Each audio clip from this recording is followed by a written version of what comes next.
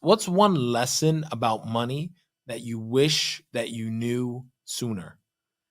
I guess the biggest lesson about money that I wish I would knew sooner was that uh, that we all need financial literacy. It doesn't matter. It doesn't matter how much money you need to have.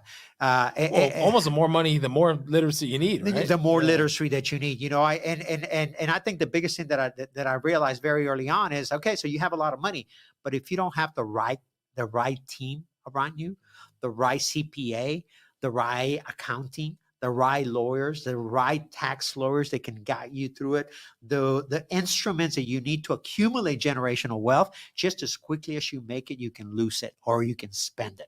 So that's probably the biggest lesson for me, because very early on I wanted what a lot of young, uh, broke, broken kids wanted. I wanted the Mercedes, I wanted the Porsche, I wanted the Ferrari, I wanted the pinstripe suits, I wanted the nice shoes, the Yeah. Gucci belts. I wanted all that junk. Yeah. Okay, that at the end of the day depreciates the minute that you buy it. Okay, so early on I accumulated all these material possessions that within a very short period of time were worthless. Worthless. Yeah. Yeah. So it took me a while to become disciplined to be able to understand strategies for financial freedom, okay, for wealth creation, and more importantly, for generational wealth. Because I don't want my children or my grandchildren to go through this. Well, they say statistically, a lot of these luxury brands, their consumer is actually not people with money. It's people Absolutely. that want to appear like they have money. And that's why they actually saw a huge uptick during the pandemic because people were taking their stimulus checks and going to the Gucci store. Oh yeah, you would see lines of people at Gucci. You would walk right by them. I'd say this with a lot of love and respect, and Of you could course. tell that Yeah. there was no money behind that. It Yeah. was an impulse purchase, Yeah. right? So I think a lot of people, many of us, and I was one of those people at some point. Okay, we make a lot of impulse purchases or decisions because we want to feel better about who we are, where we Mhm. come from, or where we are at that state of mind at that particular period of our time. Well, yeah, and you see it all the time with like actors, celebrities, rappers. They get all this money and then they end up going broke, right? Absolutely. You know? Absolutely. I truly believe, and it's just something I live by, Tony. It took me a long time to understand it, but I understood it the minute that I was at a breaking point in my life. I lost my mother, I lost my father. 2008, the economic crisis. I was losing a lot of assets. My wife asked me for a divorce. So I literally almost found myself in the same position I started, broken, broken.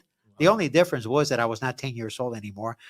And I was no longer a Mexican little boy that had migrated to the United States. I was a grown man and now a father, and I had a son at home that I had become his primary caretaker, right? So for the very first time in my life, I realized, okay, so I've been able to achieve this massive amount of financial success. I'm at the brink of losing a lot of it if I don't make some right decisions, okay? But at the same time, I have not worked in other areas of my life. Okay. I believe that every single one of us operate from a 5 pillar system, which is the physical, the mental, the emotional, the spiritual, or the financial.